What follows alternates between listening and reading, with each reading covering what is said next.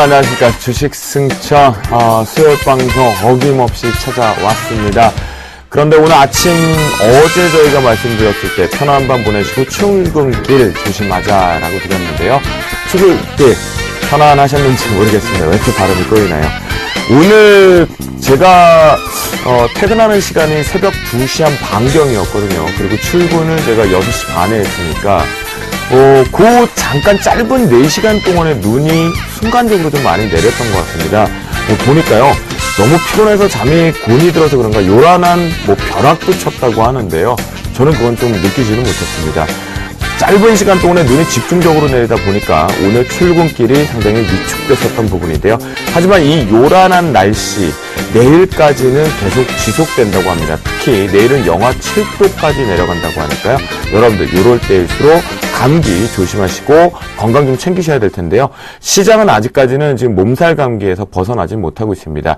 극약 처방이 곧 처방될 것이다 라는 얘기들도 시장에서 오늘부터 장 끝나고 좀 돌고 있는데요.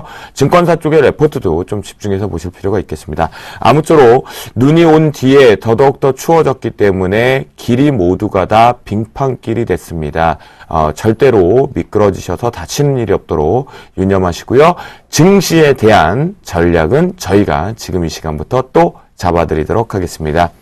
네, 유가증권 시장은요, 15.48포인트 또다시 막판에 하락 마감을 하면서 1977.97포인트로 거래를 마쳤고요.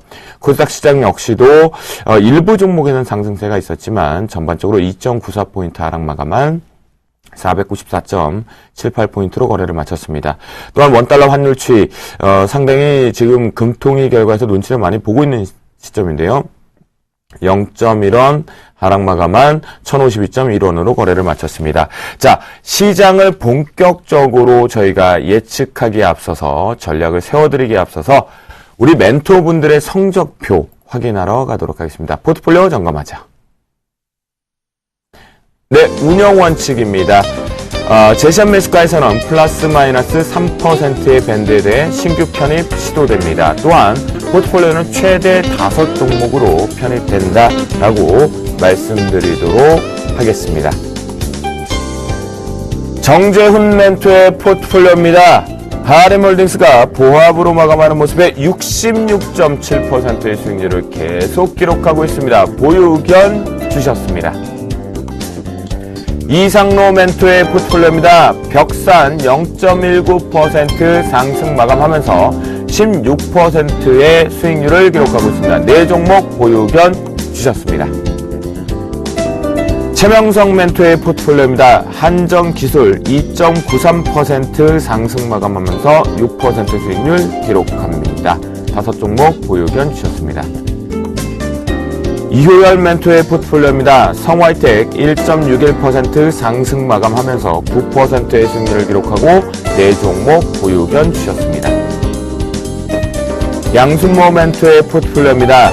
한국카본을 손절가 7,600원에서 조금 하향 조정합니다. 손절가를 7,400원으로 하향 조정해주고요. 심팩의 목표가를 7,100원에서 7,300원으로 상향 조정해 주셨습니다. 오늘 심팩은 1.15% 상승 마감을 하면서 5.7%의 수익률을 기록합니다. 예병군 멘토의 포트폴리오입니다. 참존 레저가 금일장 손절가 부근이겠죠. 9,780원을 장중에 터치함으로 인해서 약 손실 0.7% 손실로 포트에서 제외되었다라고 말씀드리도록 하겠습니다. 나무노 멘토의 포트폴리오입니다. 화요일날 매도 의견을 주셨던 웅진케미칼 오늘장 시초가 1,700원에 확정 수익 7.5%로 수익 실현 포트 제외되었습니다. 여러분들 수익 축하드린다라고 말씀을 좀 드리겠고요. 현대차는 22만 6,500원에 신규 편입되었습니다. 정동욱 멘토의 포트폴리오입니다. 화요일날 역시 두산엔진 오늘장 시초가인 9,170원에 손절 매도 의견을 주셨는데요. 9,170원에 3%의 손실로 포트에서 제외되었습니다. 또한 승천주로 들어온 GST는 5,100원의 신규 편입에 성공했습니다. 금일장 두드러진 것은요, 비상교육 실적주 얘기가 나왔었는데요. 3.67% 상승 마감하면서 수익률로 전환, 플러스로 전환되었습니다. 김용준 멘토의 포트폴리오입니다.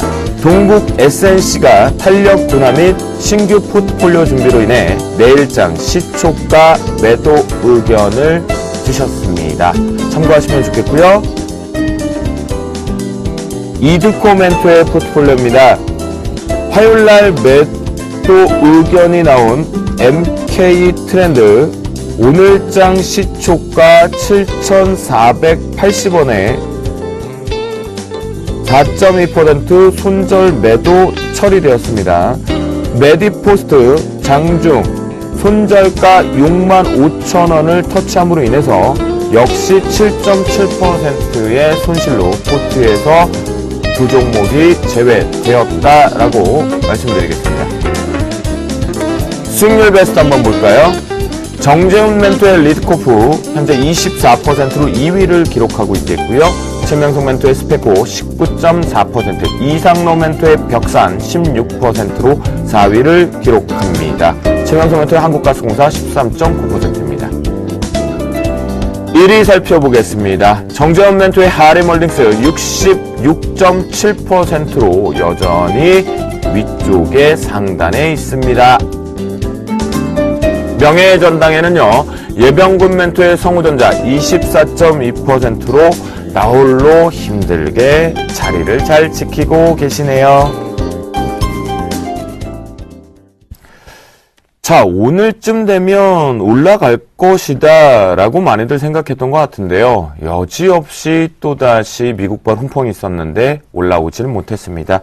오늘 함께할 멘토들과 함께 인사를 먼저 나누고 시황간을 좀 들어보도록 하겠습니다.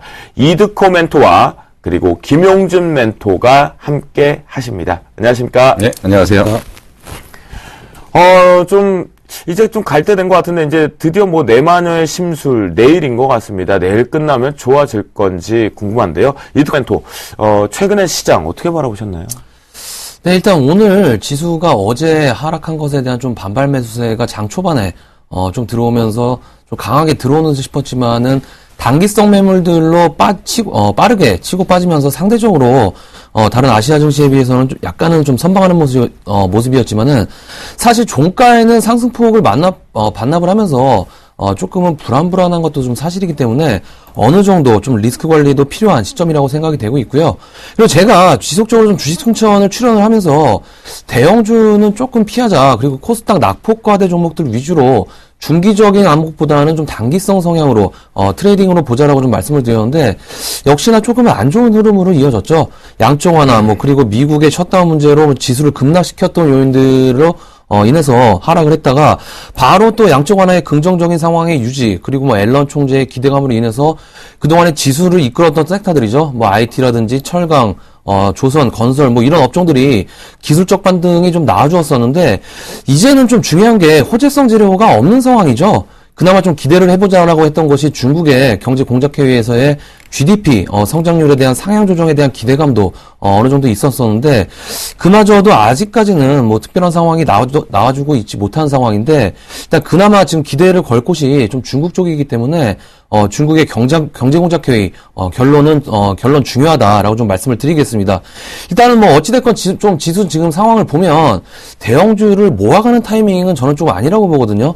주식이란 게 추세 상승을 타고 가면서 올라가는 상황이 있고, 신고가 후에 기술적 반등 구간에서의 올라가는 상황이 있는데, 이미 지금 상황은 추세 상승 이후에 기술적 반등까지 한 번은 올라온 상황 후에 하락을 하는 과정이기 때문에 지속적으로 좀 말씀을 드리지만 대형주를 사모아서 끌고 가보겠다 하는 매매는 저는 조금 아니지 않나라고 생각을 하고 있고요.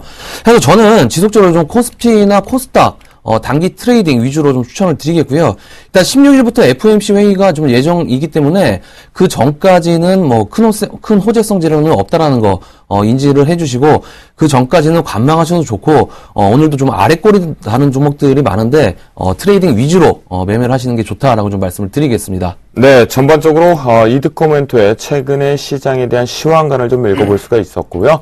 오늘장 김용준 면들은 어떻게 바라보셨는데 장중에 사실은 이 시초 네. 출발과 함께 미국발 호재가 네. 있었음에도 예, 불구하고 됐거든요. 예. 오늘장 어떠셨어요? 지금 현재 장은 세 가지 단어로 압축할 수 있죠. 이제 대북 리스크, 환율, 그리고 또 하나는 뭐 미국의 테이퍼링. 이제 지긋지긋해요, 테이퍼링. 네, 맞아요. 근데 이제 이게 왜 중요하냐, 그걸 좀 생각을 해야 되는데, 지금 우리가 좀 그걸 좀 생각해야 되는 게 사실 미국이라는 나라는 그 대부분의 이제 그 무역 적자를 내면서 재정 흑자로서 그 나라들 운영하는 그런 거기 때문에 미국에서의 금리 정책이나 통화 정책이 어떻게 하느냐에 따라서 전 세계의 유동성이 출렁출렁이는 거죠. 그러다 보니까 워낙 그 미국의 어떤 그 정책의 방향에 따라서 상당히 그러는데 지금 사실 정확하게 표현을 하면 아시아 시장이 좋아갖고 지금 지수가 올라온 것이 아니라 오히려 유동성이 풀렸기 때문에 주식시장 가만히 있었지만 화폐의 가치가 떨어지면서 올라왔다라고 좀 표현할 수 있는 거죠. 그래요. 예, 근데 이제 이놈의 미국이 이제 양적 완화 규모 축소를 하면은 본국으로 자금이 회귀하는 현상들이 좀 벌어지기 때문에 상당히 아시아 쪽에서는 특히나 지금 이제 나타나는 것들이 환율 전쟁과 테이퍼링이 지금 맞물리는 건데 결국은 우리나라는 지금 무역 흑자를 많이 내는데 문제가 거기에 뭐가 있냐면 니네들이 여지껏 벌어들인 거 내놓으란 얘기죠. 환율 전쟁이라는 거 결국. 네네. 그만큼 많이 벌어간 거를 내놓으라는 얘기고, 그 일부 나라에서는 통화 정책을 가지고서 환율을 유리한 방향으로 이끌어가면서, 자기네들의 어떤 자국의 그 어떤 상황들을 좋게 만드는, 이런 전쟁들이 지금 진행되고 있는데, 사실 우리나라는 이 부분에 대해서 조금 부자연스럽습니다. 이제 통화 정책을 제대로 피지도 못하고 뭐 일본처럼 그렇게 공격적인 통화량을 방출하지도 못하는 이런 상황에서 상당히 지금 중간에 껴있는 고통을 지금 받고 있는다. 지금 현재 미국 시장 좋은데 우리나라 왜 안 올라가냐? 뻔한 얘기죠. 왜냐하면 그 금융 환경이 지금 그렇게 못 되기 때문에 그리고 또 한 가지는 요번에 지수를 끌어올렸던 그 펀드가 뭐냐? 포스트 브릭스 인덱스죠. 그러니까 정확하게 표현하면은, 브릭스를 제외한 나머지 쪽에서 인덱스로 잘라 들어온 거에서 시가총액 상위 종목을, 잘라 들어왔는데, 네네. 최근에 이쪽에 자금 유입이 안 되고 있는 상태에서 더 이상 이쪽으로 신규 자금이 투입될 수 없는 상황이다. 다만 그래도 대형주는 다행스러운 게, 지금 사놓은 애들이 워낙 엄청나게 사놨기 때문에 관리를 하는 거죠. 근데 관리를 안 하는 종목들은 좀 상당히 문제가 된다. 거기다 또 한 가지 지금 오늘 아까 국방부 장관이 이상한 소리 하더라고요. 전면전 가능성도 있다고. 이게 뭔 소리인지 모르겠습니다.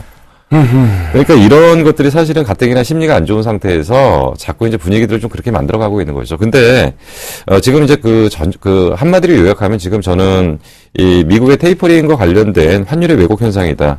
원화는 지속적으로 강세 현상을 보이고요. 엔화는 약세 현상을 보이는 상태에서 원엔 환율의 방향은 최악의 국면으로 가고 있는 거죠. 그렇기 때문에 결국 자동차 주식들 최근에 급락을 하는 모습들 보이고요. 일부 수출주 중에서 그래도 환율에서 조금 자유로운 쪽이 좀 방어가 되고 있고요. 그리고 내수주 위주의 좀 방어가 되고 있는데, 결국 이제 저는 지금 현재 중요한 부분은 이거라고 봅니다. 결국 이제 지금은 논쟁이 뭐냐면, 경기가 좋아지는 거 분명히 맞아요. 글로벌 시장에서. 경기가 좋아지는 건 맞고, 우리나라도 수출 기업을 중심으로 경기가 좋아지는 건 맞습니다. 네. 근데 이제 그게 전체적으로 확산이 안 되는 게 문제인 거고요. 또 한 가지는 반대편에서는 유동성 논란이죠. 유동성을 어떻게 할 거냐. 그래서 경기가 좋아지는 거와 유동성 논란이 어떻게 싸움을 해서 지수의 방향을 이끌어갈 거냐. 결국 이런 얘기인데, 아마도 지금은 이제 연말까지는 큰 문제는 없을 것 같고요. 오히려 저는 내일 옵션 만기 관련해서는 크게 문제가 없을 거라고 보는데, 오히려 내년 배당을 받고 난 이후에 옵션 만기가 더 걱정이 됩니다. 어허, 네. 그래요. 알겠습니다. 전체적으로 우리가, 최근 장에 대해서까지 같이 읽어보았는데요. 일단, 지금 저희가 유가증권 시장인 코스피 시장 쪽으로의 집중력을 좀 얘기를 했습니다. 또한, 자금의 플로우 성격도 김용준 멘토가 잘 읽어주셨는데요. 잠시 뒤에 코스닥을 살펴볼 시간이 좀 있으니까요. 여기서 일단 시황관을 살짝 엿보고요. 두 분의 포트폴리오 먼저 좀 점검을 해보도록 하겠습니다. 이트코 멘토, 집중적인 종목 하나 정도 좀 살펴볼까요? 네, 일단 제가 보유하고 있는 종목들, 빙그레를 제외하고서, 코스닥 종목이 상당히 좀 많은데, 조금은 탄력이, 둔화되고, 그리고 손절가에 근접한 종목들이 있는데, 일단 조금 아쉬운 상황이죠. 그리고 그나마 좀 선방을 한 게 빙그레인데, 일단은 오늘 시장의 하락에도 불구하고, 일단 뭐 플러스권을 유지하면서, 상당히 좀 양호하게 흘러가는 모습인데, 이 빙그레 같은 경우에는 지수 조정에도 상당히 좀 양호하게 버티는 모습이죠. 기관들의 집중 매수로 인해서 현재 121선에, 걸쳐 있는 모습인데, 일단 결론부터 말씀을 드리면 이 종목은 조정 시에는 추가 매수도 가능한 종목이다라고 좀 말씀을 드리겠습니다.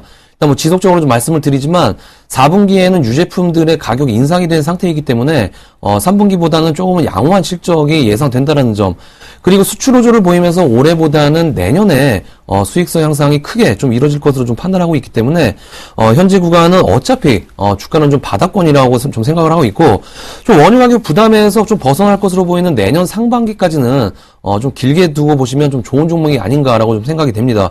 해서 지속적으로 홀딩 관점 말씀을 드리겠습니다. 네, 그래요. 알겠습니다.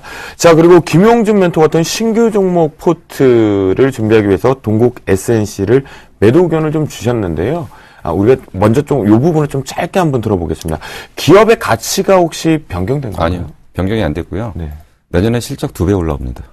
그러니까 무조건 갖고 계시면 되는데, 워낙 지금 종목들 업황 사이클이 좀 망가져 있어요. 네네. 예, 그리고 어차피 뭐 풍력 관련주의 그 풍력의 그 윈타워 쪽을 하는 거니까, 네. 그쪽에서 지금 실적이 상당히 올라오고 있기 때문에 전혀 문제는 없는데, 워낙 사이클이 안 좋아요, 지금. 그래요. 예. 결국은 강력하게 얘기를 좀 해주셨어요. 포트에선 제외가 되지만 내년에 실적 2배수만큼 강한 성장세가 있다라고 하시니까요. 결론적으로 방송에선 제외되지만 여러분들 좀 보유하고 계셨다가요. 김용준 멘토가 혹시 샘플러스를 통해서 공개 방송을 참여를 할 때 업황에 대해서 조금 들어보면 좋을 것 같겠고요. 또 혹시 점검하실 AS가 또 있으신가요? 그 차바유엔 하나 설명드리겠습니다. 네. 예. 차바유엔은 처음에 설명드렸을 때 뭐냐면 사실 회사 가치가 지금 청산 가치 정도밖에 안 된다라는 말씀 좀 드렸습니다. 그러셨죠. 예. 차바유엔은 크게 세 가지 사업부로 나눠져 있죠. 그러니까 IT 사업부, 그러니까 카메라 렌즈 쪽 사업부가 하나 있고요. 카메라 모듈 쪽이. 근데 뭐 이쪽은 연간 해가지고 순이익 내는 건 한 100억 정도 규모밖에 안 되기 때문에 회사에 기여되는 부분은 크지 않습니다. 또 하나는 이제 병원 운영 사업부인데, 우리가 차바유엔 그러면은 병원 운영 사업부를 어디로 보냐면 국내 차바유엔 쪽으로 보는데, 이거는 별도로 분리가 된 쪽이기 때문에 실적에 잡히는 부분은 아닙니다. 그래서 이제 LA 쪽에 병원을 하나 운영하는데, LA 쪽에서 병원 운영 수익에서 이익만 나는 게 연간 한 400억 정도 나옵니다. 그렇기 때문에 그쪽 병원 사업부가 하나가 있고요. 또 한 가지는 이제 연구개발 쪽이죠. 연구개발 쪽에서 이제 줄기세포 관련 쪽인데, 제가 계속 강조드리지만 줄기세포는 두 가지가 있다. 배아와 성체가 있다. 근데 우리가 대부분 알고 있는 거는 성체줄기인데 이쪽은 배아줄기라는 거죠. 배아 성체의 가장 큰 차이는 뭐냐면 그 배아 같은 경우에는 자기가 갈 길이 결정이 안 된 거예요. 그러니까 뭐 이게 그 성장을 해가지고 뭐 근육으로 갈 수도 있고 어디로 갈 수도 있고 다 갈 수 있는 거죠. 근데 이제 배아줄기세포, 그러니까 성체줄기세포 같은 경우는 갈 길이 정해진 겁니다. 그래서 대부분 우리가 알고 있는 줄기세포 관련주들은 그 성체줄기세포 쪽이고, 차바이오는 배아줄기 쪽이기 때문에 이게 이제 그 종교적 논란은 있지만은 기술력은 상당히 앞서 있는 쪽이라고 좀 보시면 됩니다.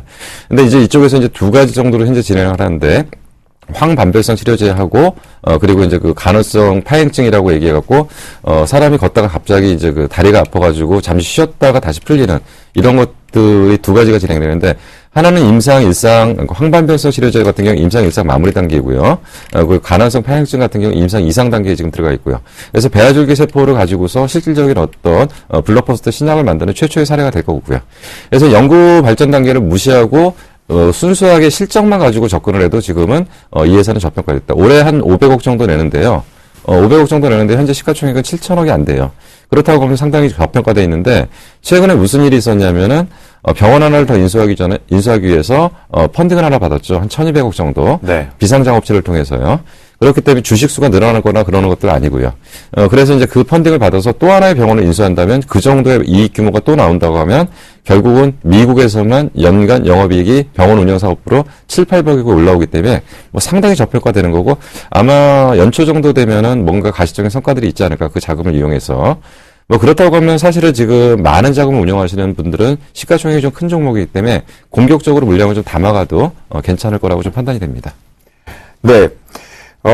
제가 김용준 멘토하고 방송을 할 때와 그리고 사석에서 또 잠시 이렇게 워낙 또 그 주거 공간이 좀 가까운 위치에 있어서요, 지역이.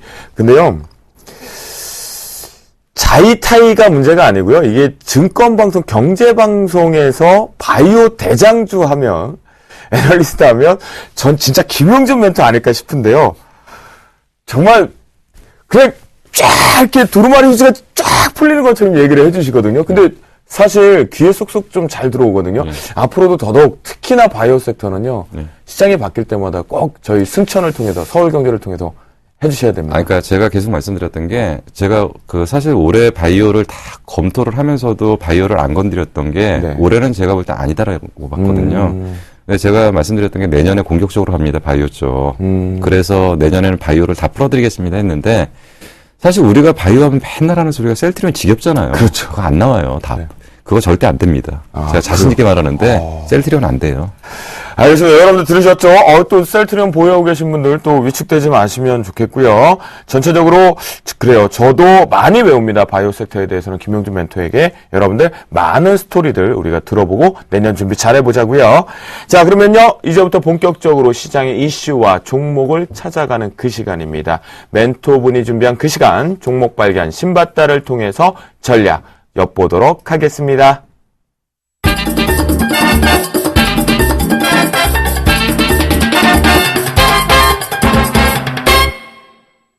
네, 멘토들의 전략을 엿볼 수 있는 시간이겠죠. 김용준 멘토가 오늘의 이슈를 준비하셨다고 합니다. 그러면 앞에서 제가 살짝 코스닥 얘기할 게 있다라고 말씀드렸죠. 김용준 멘토가 이슈를 점검해 주시기 바랍니다. 예. 코스닥의 약세, 이코로 중소형주의 약세로 표현을 하겠습니다. 코스닥 지수가 오늘 500이 무너졌죠. 그러니까 최근에 이제 몇 번에 걸쳐서 500이 무너졌다가, 오늘 그 종가 기준으로 6개월 내 최저치까지 지금 내려오는 모습입니다. 이제 이러한 배경에는 이제 코스닥 기업들의 이게 실적 불확실성에 투자 심리가 좀 얼어붙은 것들이, 결국은 심리적 지지선 500선을, 내줬는데요. 500선 밑에서 거래를 시작한 코스닥 지수는 올해 같은 경우는 연초 같은 경우 상당히 기대감을 가졌었습니다. 연초에는 신사업 육성 그리고 중소기업 규제 완화 그리고 코스닥 활성화 대책 등 호재가 될 만한 정책들이 많이 쏟아내면서 꾸준한 상승세를 보였는데 이것이 이제 변경됐던 가장 결정적인 때가 언제냐면 7월 달부터 변경이 됐죠. 7월 달부터 대형주가 가면서 중소형주가 약세 국면을 보이면서 그때 하락했던 가장 큰 이유는 범베넌키의 그 쇼크 때문에 미국의 양적 완화 축소 가능성이 전면으로 부각이 됐고요. 그리고 또 중국의 신용경제 우려 등 이런 것들이 전체적으로 코스닥을 하락을 부추겼고 그 이후에 제대로 반등다운 반등을 못하면서 굉장히 그 불안한 모습을 좀 보이고 있다라고 볼 수 있습니다. 네, 그러면 이에 따른 종목 발견 신봤다 김용준 멘토의 탑픽 종목은요? 예, 서울반도체입니다. 서울반도체를 언급해 주셨고요. 이에 맞습니다. 이두코 멘토의 종목 발견 신봤다 탑픽 종목은요? 메디톡스입니다. 메디톡스를 언급해 주셨습니다. 분명히 한 번쯤은 시청자분들이 투자를 한번 해봤던 두 종목이 아닐까라는 생각이 좀 드는데요. 최근에 경제방송들 더더욱이 타사죠. 저희 방송이 아니겠죠. 경쟁사들인데요. 그들이 경쟁사라고 얘기를 하죠. 저희는 뭐 경쟁이다라고 생각을 좀 안 하고 있기 때문에 서울경제가 뭐 독보적이지 않나 그런 생각을 좀 하는데요. 그렇기 때문에 뭐 저도 주쌤도 여기 뭐 진행자로 와 있는데요. 사실 뭐 창조경제 얘기도 좀 있고요. 또한 이 연말 쪽에 기관 쪽이 그 지분 구조 때문에 양도 차익 과세 부분 때문에 미리 먼저 코스닥 중소형주를 때리고 있다. 매도 압박을 하고 있다. 상장이 흉흉한 얘기들이 꼭 빠지기 전에 위험성을 감지해서 언급하는 게 아니라 어떻게 보면 퍼즐처럼 뉴스로 갖다 맞추기거든요. 이유와 명분을 잡기 마련인데요. 코스닥 심층적으로 좀 들어보겠습니다. 김용준 멘토. 네. 어떻게 봐야 될까요? 사실 우리 개인 투자자분들이 제일 많이 도전하는 게 코스닥이거든요. 예. 그러니까 사실 이제 이런 현상이 벌어졌던 가장 큰 이유가 연초에 코스닥이 좋았어요. 네. 예, 연초에 좋았고 연초에 사실은 기관하고 개인이 어마어마하게 퍼담았죠. 그렇죠. 그 기관하고 외국인이 엄청나게 샀는데 사실은 이제 코스닥 시장하고 거래소의 시장 규모가 10배 정도 차이 나잖아요. 네.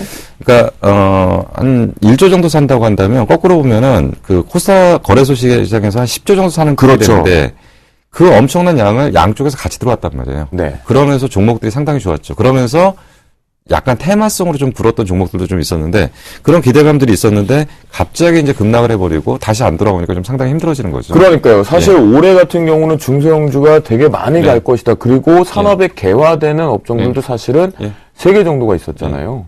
그런데 600포인트, 그러니까 상단의 박스를 돌파하다 기대감까지 줬는데 이게 오히려 더 안 좋아버렸어요. 결과는. 아니요, 그게 아니고요. 네. 저는 그렇게 보는 게요. 지금 당장은 안 좋은데, 그때 말씀드린 게 이거 2, 3년짜리거든요. 네. 예, 그러니까 얘네들이 지금 단기 사이클로 들어온 게 아니고, 올해 어마어마한 큰 그림을 갖고 들어왔는데, 전체적으로 봤을 때 위에서 많이 올라갔다가, 네. 밑에서 좀 조정을 받고 있는데, 네. 이건 이제 우리가 보면은 사실 바닥에서 올라갔다가 50% 조정받으면 박살이잖아요. 그렇죠. 근데 걔네들 기준에서는 그게 아니라는 거죠. 음. 그래놓고 거기서 또 2배 보내고 또 박살내고 또 2배 보내고 또 박살내고 네네네. 이런 사이클로 장기적으로 가겠다는 얘기죠. 그러니까 짧은 한목으로 보면 안 되는군요. 지금 예. 코스닥 쪽에 관련된 중소형주 같은 예. 경우도. 그리고 네. 지금 이제 제일 문제가 이제 엉켰어요. 많은 게 엉켰잖아요. 그렇죠. 근데 지금 그런 얘기도 있었잖아요. 코스닥에서 무슨 과세다. 네. 주식 매매 과세다. 그러면 투자 자산은 과세를 할 수가 없어요. 그거는 상법에도 안 나오는 얘기예요. 말도 안 되는 소리예요. 동의합니다. 이 확정 이자를 주는 거에는 과세를 할 수 있는데 투자 자산은 그럼 손실 나면 물어줄 거예요? 그러니까요. 그건 말도 안 되는 논리. 그걸 물어보고 싶어요, 예. 사실. 그걸 진짜. 그 논리가 어디서 나왔는지 전 도저히 이해가 안 돼요. 네. 그러니까 대체 투자 자산에 대해서 과세를 하겠다는 그 근거가 뭔지를 네. 그걸 누구 머리에서 나온 얘기인지 이해가 안 돼요. 자, 그러면요, 김영일 멘토. 우리가 그래도 분명하게 코스닥이 왜 이렇게 빠졌는지 이유는 정확히 지금이라도 알고 가야 될 것 같아요. 코스닥의 3대 주체가 뭐냐면 IT죠. 네. IT고 그리고 그동안 바카라죠. 바카라들이고 여러 가지 잇들이 있는데 사실 엔터주, IT주, 바이오주 빼면 코스닥이 없어요. 네. 그러다 보니까 얘네들이 빠지니까 얘네들이 조정을 들어가니까 근데 IT가 왜 빠졌냐? 스마트폰 부품주도 성장성 둔화됐잖아요. 그렇죠. 그러니까 얘네들 성장성 둔화됐다는 거꾸로 얘기하면은 삼성에서 가격이나 압력이 들어가는 거죠. 단가 압력이 심해졌죠, 올해. 단가이나 압력이 당연히 들어가니까 실적이 빠지는 거죠. 당연한 거죠. 네. 근데 걔네들에 대한 대안이 안 나왔어요. 그리고 바이오들 지금 뻥튀기 너무 많이 났거든요. 이상한 종목들. 네. 걔네들 못 끌고 가요. 더 이상. 그리고 엔터주도 사실 엔터 회사들 누가 나와서 엑소요? 엑소인가? 잠시만요. 예. 잠시만요. 이게 방송 사고, 김은혜한테. 아니요. 그게 아니고. 네. 그러니까 약간 팬층들이 너무 두꺼워서. 예. 엑소를 모른다는 얘기예요. 예. 당황했습니다. 예. 제가. 근데 엑소를 모르는데 네. 이제 그런 애들이 저도 잘 몰라요. 떴다 그러는데 문제는 뭐냐면 걔네들이 뜬 만큼 회사의 매출의 이익이 그대로 반영되냐 아니거든요. 엔터는 회사 구조가 달라요. 중간에 하나 넘어가는 구조들이 있기 때문에 네. 예를 들어 싸이가 유럽 가서 1,000억을 벌어보면 싸이가 그대로 여기다 다 집어넣나요? 그게 안 되잖아요. 네. 그러니까 우리가 생각하는 거와 좀 환상들이 좀 있다는 얘기죠. 그래서 사실 뚜껑을 다 열어보다 보니까 그만한 실적들이 안 나오니까 그런 부분들이 좀 많이 실망감을 줬던 부분들이 좀 있었고 그런 3대 축이 무너져 버리니까 그 다음에 대안이 나와줘야 되는데 그 대안이 아직 안 나왔다는 얘기죠. 그러다 보니까 이 종목이 전체적으로 조정을 받는 것 같은 느낌을 보이고 근데 사실 지금 몇몇 종목들은 위에서 지금 아주 깍듯하게 버티는 종목들이 많죠. 그쵸. 예. 그러니까 지금 이 종목 안에서도 뭔가 변화가 좀 필요하지 않을까 좀 생각이 드는 거죠. 그래요. 알겠습니다. 김영훈의 얘기를 좀 들어봤는데요. 자, 저는 엑소 노래 좀 들어보니까요. 좋더라고요. 사랑합니다. 네. 이렇게 말씀해 드리겠고요. 당황했어요. 사실 엔터주 하면요. 아이돌을 누구를 같이 소속사로 가지고 있느냐에 따라서 주가의 1위부터 좀 있잖아요. 그 부분 얘기를 좀 해봤던 부분이겠고요. 자, 본격적으로 이드코 멘토를 통해서 왜 이렇게 코스닥 중소형주가 못 가는지 간다. 대형주보다는 오히려 중소형주가 유리하다. 빠질 때 매수 기회로 좀 보자라고 하셨었거든요.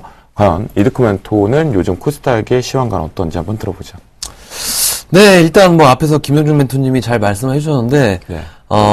최근에 좀 코스닥 지수가 굉장히 좀 좋지 못하죠.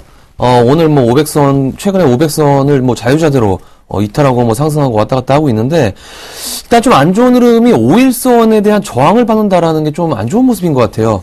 저는 일단 차트를 통해서 좀 말씀을 드리면, 보시는 게 좀 월봉 차트입니다. 월봉 차트인데, 일단 2011년도에 미국의 신용등급 강등, 그리고 2012년도에 미국의 양적 완화 축소, 그리고 2013년도에 양적 완화 축소에 대한 추가적인 내용이 나왔었고요. 미국의 셧다운, 그리고 시리아 사태, 뭐 이런 굵직굵직한 이슈들로 인해서 코스닥이 상당히 많이 급락한 적이 있었는데, 여기서 특징적인 모습이 있습니다. 뭐냐면은 2011년도부터 저점을 높였던 모습들이 보이실 겁니다.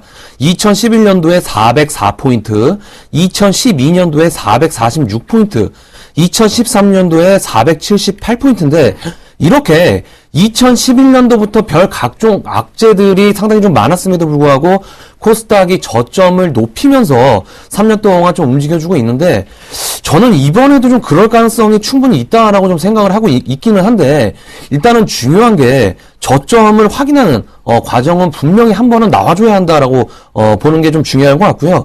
일단 현재 좀 바닥을 기고 있는 종목들, 특히 뭐 IT 부품주들이 아까 말씀을 해주셨지만은 바닥을 좀 기고 있는데, 일단 IT 부품주들을 좀 보면 신용장구들을 좀 보시면 거의 7%에서 9%가 상당히 많이 있거든요. 이 이야기는 개인들이 좀 상당히 좀 많이 IT 부품 섹터에 좀 몰려 있다라는 증거인데, 어찌됐건 이번에 코스닥을 바닥을 잡아주는 과정은 한 번쯤은 좀 나와줘야 좀 이때가 저점이다라고 좀 확신을 드리고 좀 말씀을 드릴 수 있겠지만은, 지금은 일단은 하락 추세의 연속성상에 있는 그런 상황이기 때문에, 일단 저는 최저점을 471포인트 정도, 그러니까 뭐 480포인트 정도가 됐든 485포인트가 됐든 지난 6월 달경의 저점이죠. 저점을 이탈하지 않고 흘러가 줘야 한다라고 좀 생각을 하고 있기 때문에, 저점을 확인하는 과정은 나올 것이다라고 좀 생각을 하고 있고요. 일단 앞에서도 잠깐 언급을 해드렸었는데, 중국의 경제공작회의죠. 경제공작회의를 10일부터 좀 들어갔었는데, 글쎄요, 일단 언론 기사를 좀 뒤져보니까 현재 뭐 7.5%에서 GDP 성장률이 7%로 성장률을 낮춘다라는 좀 보도도 있더라고요.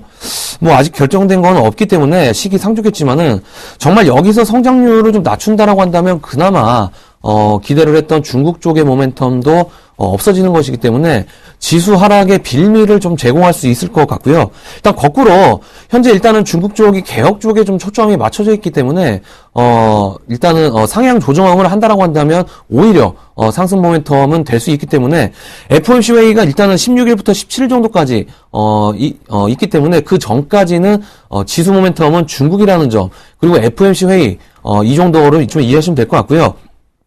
일단은 코스닥이 저점을 좀 지지해준다라고 한다면, 저는 재료가 살아있는 종목들을 위주로 공략하시는 게 여러분 계좌를 승천할 수 있는 길이 아닌가. 내년에 재료가 상당히 좀 많거든요. 뭐 올림픽이라든지 월드컵, 지방선거, 뭐 상당히 좀 굵직굵직한 이슈들이 상당히 좀 많이 있기 때문에 재료가 살아있는 섹터들 위주로 지수 하락을 이용해서 매수해보는 것도 좋은 전략이다라고 좀 말씀을 드리겠습니다. 네, 그래요. 자, 그럼요. 두 분과 함께 이제 코스닥이 왜 이렇게 가지 못했는지, 그리고 갈 가능성의 기술적 자료도 이드코멘토를 통해서 좀 읽어봤는데요. 우리 시청자분들이 가장 지금 이 시간을 시청하고 있는 이유는 어쩌면 이제 얼마 남지 않는 단기 거래일에서 수익을 좀 챙길 수 있는 연말 보너스 선물이 있을 수 있나라는 생각을 좀 갖고 계실 거거든요. 혹시 있는지와, 그리고 그 중에서 주도 섹터는 어디 쪽으로 보고 계시는지, 김용준 멘토. 네. 아까 이제 방송 시작하기 전에 저희끼리 살짝 얘기했거든요. 제가 좀 들은 얘기가 있습니다. 무슨 얘기냐면, 지금 기관들이 주식을 안 사요. 네네. 기관들이 죽어도 안 사고, 아무리 좋은 종목도 안 모아가요. 그러니까. 저는 깜짝 놀란 게요. 사실 요즘 수급 한번 보면요. 벌써 휴가 간 것 같더라고요, 기관들이. 네. 그래서 이제 말씀드렸던 게, 제가 좀 확인한 바로는 펀드 매니저들이 지금 준비를 하고 있답니다. 이제 12월 20일을 중심으로 해서 4사분기 실적이 괜찮게 나오는 거를 짧게 돌린대요. 그럼 결국은 지금 이드코멘토와 얘기가 좀 다른 게 재료보다는 실적. 네, 실적이 나오는 걸 위주로 건들겠다 그러더라고요. 그래서 이 자금은 길게 모아가는 자금은 아니고 4사분기 실적만 보고 짧게 들어가서 한 바퀴 돌리고서 다시 빠져나갈 자금인 것 같습니다. 단기 숏 자금이네요. 지금 워낙 기관들이 자금 운용을 그렇게밖에 못 한대요. 그러고 왜 그러는지 모르는데 주식을 살려고를 안 한대요, 지금. 그래서 이제 12월 한 20일 정도를 중심으로 아마 연말 마지막 한번 짧게 치는 자리가 좀 나올 거다. 그러면 이때 혹시 김용준 멘토가 집중하고 있는 업종이나 섹터 있으십니까? 그건 뭐 다 기관 애들이 다 성격이 다르니까요. 네. 그 뭐 제 종목이 맞을지 모르겠고. 네. 저는 이제 계속적으로 말씀드린 게 결국은 이제 앞으로 성장할 수 있는 업종을 그 중심으로 봐야 된다. 그래서 이제 아까 그 코스닥 쪽에서 서울반도체를 얘기한 게 뭐냐면. 네. 서울반도체가 작년에 영업이익이 170억 나왔으니까 상당히 고평가된 거죠. 근데 올해 분기당 지금 130억 정도가 1, 4분기에 나왔고 2, 4분기 290억, 3분기에 320억 계속 올라와요. 계속 뛰어넘었네요. 근데 제가 알기로는 내년에 2배 올라온답니다. 오. 예, 이쪽이. 올해가 산업이 개화가 됐잖아요. 네, LED 쪽은요. 예. 사실 지금 제가 아까 8시 녹화 프로가 나와서 똑같은 얘기하는 것 같아요. 네. 조금 언급을 좀 자제하고 있는데, 그 LED 업황은 지금 내년에 그 폭발적으로 늘어나는데, LED라는 건 결국은 이제 조명 쪽하고 이제 그 칩 쪽이죠. 근데 이제 그 패키징 쪽인데, 조명 쪽은 폭발적으로 늘어나는데, TV 쪽에 패키징 쪽이 과연 가능할 거냐. 그거는 잘 모르겠는데, 그걸 제외하고 조명 쪽만 갖고도 확실히 개발을 하니까, 뭐 상당히 내년에 좀 기대를 할 수 있는 업황 중에 하나입니다. 자, 여러분들 그 LED 업종 되게 어려우시거든요. 수익을 말하다의 다시 보기를 보시는 방법도 있고요. 더 간단하게 여러분들 지갑을 두껍게 하는 방법이 딱 하나 있어요. 뭔지 아시죠? 이 서울 반도체가요. 김용준 멘토의 포트에 들어오는 날부터 매수하시면 되는 겁니다. 아시겠죠? 간단하죠? 저 주쌤은 이렇게 간단하고 명료한 게 가장 좋다라고 말씀드리겠고요. 자, 이드코 멘토. 혹시 연말 선물, 그래도 산타클로스의 역할을 우리가 해야 됩니다. 시청자분들에게. 혹시 주도하는 섹터, 업종 같은 거 살펴보고 있는지, 아니면 종목이라도 있다면 좀 언급해 주시죠. 네, 일단은 아까 재료를 말씀을 드렸는데 실적도 재료죠. 네, 그렇죠. 안 좋은 상황에 있다가 흑자 전환하는 그런 상황도 재료이기 때문에 그런 전체적인 부분을 좀 말씀드린 거고요. 저는 일단 메디톡스, 바이오 업종을 좀 들고 나왔는데, 일단 이 메디톡스 같은 경우에는 이런 종목이 좀 상승의 연속성상에 있는 종목이에요. 좀 이따가 좀 말씀을 드리겠지만은 미국의 앨런사와 간의 그 신경 독소 제품이죠. 기술 이전 계약을 체결하면서 9만 원대부터 한 18만 원 정도까지 급등을 했었고요. 일단 뭐 현재는 차세대 메디톡신이 뭐 12월이나 내년 1분기 정도에 임상 상사함에 좀 들어갈 것으로 보이는데, 중요한 게 러시아 시장이 국내 시장의 한 80% 정도 80% 되는 수준인데, 제조 승인을 받았을 경우에는 수출 잠재력이 상당히 좀 큰 상황이고요. 이 러시아 쪽의 제조 승인이 빠르면 한 12월 달, 이번 달 안에 나올 가능성이 있기 때문에, 일단 저는 이렇게 좀 재료가 살아있는 종목들은 눌림에서는 매수 관점으로 좀 보는 게 좋지 않을까 해서 이슈 종목으로 메디톡스 정도 말씀을 드리겠습니다. 네, 그래요. 결국 재료라는 단어를 썼을 때 실적과 제가 좀 분리를 했던 이유는, 시청자분들과 저희가 많이 접할 때 재료란 표현이 좀 부정적인 시각이 나올 수 있는데요. 하지만 절대 아니다. 실적도 재료가 맞고요. 카더라 통신이 아니라 정확히 실체가 있는 내용들은 모두 다 재료다라고 보시는 것이 가장 좋겠고요.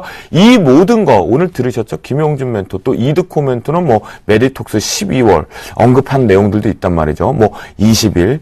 우리 멘토분들이 아마 저희가 뭐 타사하고 경쟁자 아니라고 말씀드렸던 이유가 정말 열심히 공부하고 연구하고 있습니다. 저희도 열심히 달려가고 있으니까 시청자분들도 같이 함께 하시면 좋겠고요. 자, 다시 한번 이 추락하고 있는 코스닥에 관련된 내용 정리를 화면을 통해 하겠습니다. 네, 종목 발견 신봤다. 추락하는 코스닥 탈출구 없나요? 라는 물음에 아직까지는 좀 쉽진 않다. 하지만 단기적으로는 가능성이 있다라고 얘기를 해주셨고요.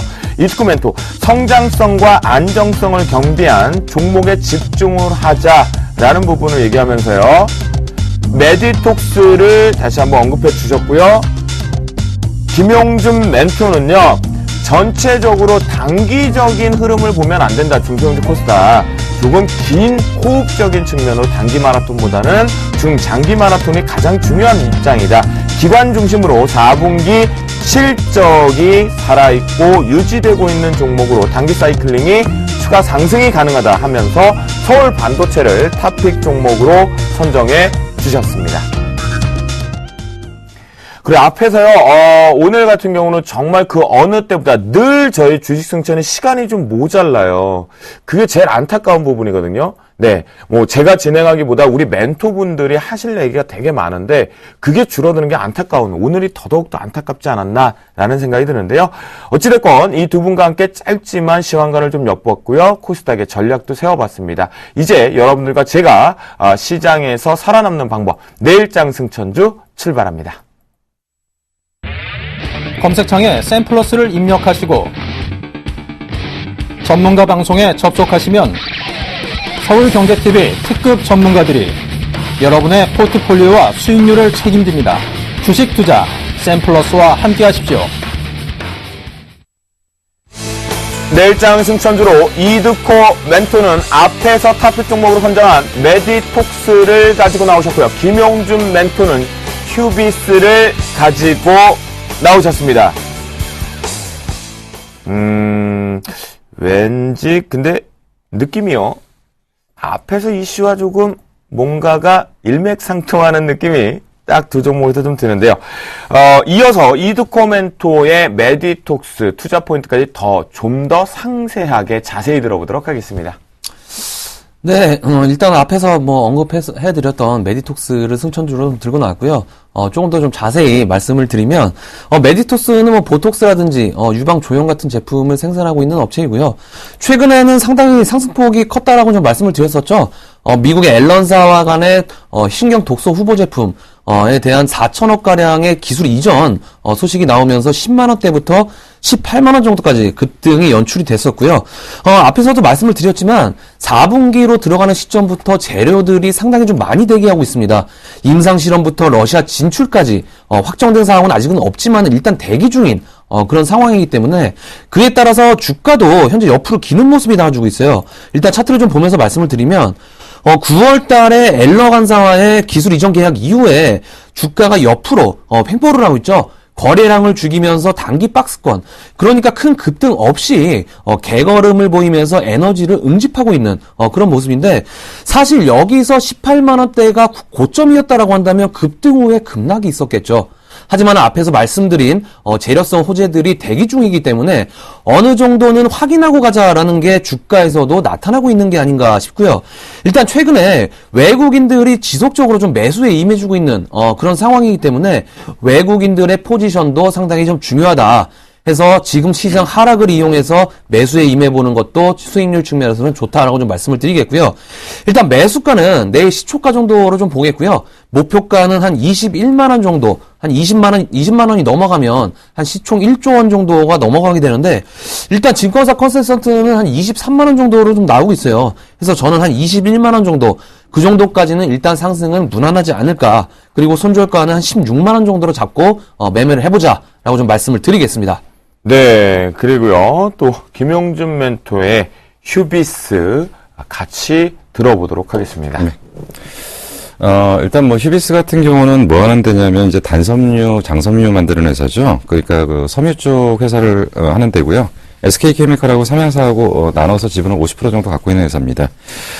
사실 굉장히 저평가되어 있음에도 불구하고 주가가 참 안 간다라는 느낌을 좀 갖고 있는 종목 중에 하나인데, 뭐 최근에 이제 기관들 수급이 조금 들어오면서 주가가 약간은 바닥에서 좀 탈출을 하는 모습입니다.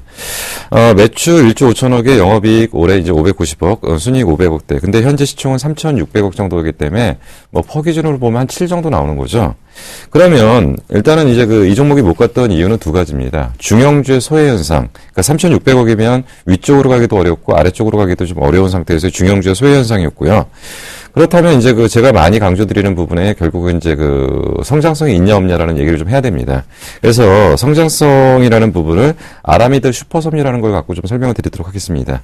이게 뭐 하는 거냐면, 아라미드 슈퍼섬유라는 건 5mm 정도의 얇은 실로 2톤짜리 자동차를 들어올릴 정도의 강력한 힘을 갖고 있는 겁니다. 그렇기 때문에 아라미드 슈퍼섬유는 두 가지 계열로 보는 건데, 파라게하고 메타게로 분류를 하거든요. 근데 파라게라는 건 뭐냐면 고강도, 아까 말씀드린 것처럼 굉장히 강도가 높은 쪽을 얘기를 하는 거고요. 메타게는 내연성, 그래서 이제 500도까지 열을 견뎌낸다. 그래서 이제 파라게 쪽으로는 결국은 이제 우리가 주로 사용하는 게 이제 우주항공 쪽이나 방탄 쪽, 그리고 이제 메타게 쪽으로는 방화벽 쪽을 사용하는 거고, 지금 이제 휴비스가 이제 연간 1,000만 톤 정도 생산 능력을 지금 갖췄는데, 올해 중으로 이제 5천만 톤까지 생산 능력을 갖춘다라고 지금 하고 있기 때문에, 지금 이제 분명히 인공섬유에서 그 자연섬유에서 이제 인공섬유의 어떤 그 대표 쪽. 그래서 지금은 섬유를 갖다 단순히 옷 만드는 걸로 지금 보시는 게 아니고 지금 상당히 지금 이게 어떤 첨단 소재 쪽으로 지금 적용을 하고 있기 때문에 이런 부분들이 어떻게 확대되느냐에 따라서 이 회사의 가치는 지금 상당히 바뀔 거라는 거죠. 근데 사실 이런 부분들이 여지껏 좀 반영이 안 됐던 것들인데 이 부분이 이제 전반적으로 반영이 된다라고 한다면 회사의 가치는 분명히 재평가 받을 거라고 일단 보여집니다. 차트까지 보면서 바로 매매 전략 갈까요? 네. 예. 그러셔도 될 것 같습니다. 네. 예, 차트를 좀 보면서 좀 말씀드리도록 하겠습니다. 지금 오늘 이제 종가가 이제 1450원, 그리고 지금 이제 그 거래 가격 기준으로 지금 이제 그 며칠선이죠? 한 11선 정도 지금 지지를 받고 있는 건데, 뭐 이 가격에 사셔도 크게 무리는 없을 것 같고요. 일단 목표가는 단기적으로 좀 보면은 앞에 고점이 이제 12,000원 정도까지 볼 거고요. 손절매 라인은 10,000원이 깨지지 않는 범위 내에서 9,900원 정도로 보도록 하겠습니다. 네, 그래요.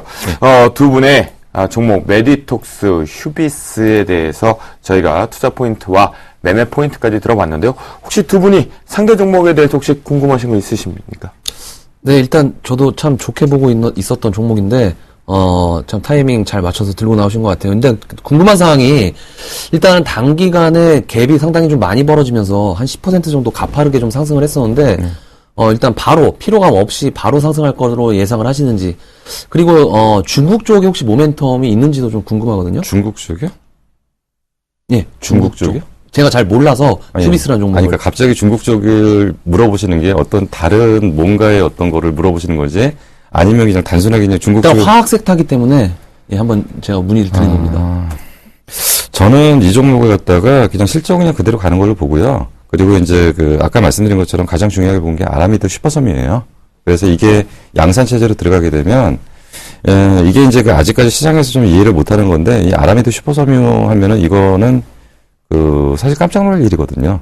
그래서 아니 5mm짜리 실로 2톤짜리 자동차를 들어올리는데 이 엄청난 힘이 그럼 저는 이렇게 걸어갖고 저 이렇게 돌릴 수 있겠네요, 저는. 그리고 거기다 500도의 열을 견뎌내는데 그럼요. 예. 김영준님한테 저도 짧게 하나 궁금한 게 있어서요. 이게 예. 사실은 슈퍼섬유 하면 효성도 발표를 했었고요. 맞습니다.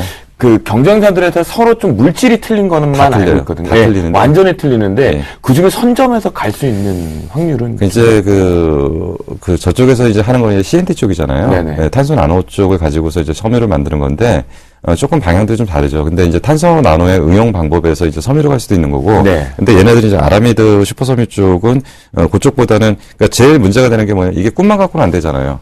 꿈만 갖고는 안 되기 때문에 결국은 이게 양산돼서 실적으로 붙냐. 네. 근데 일단 연산 1,000만 톤까지는 갔거든요. 연산 1,000만 톤까지 갔기 때문에 네.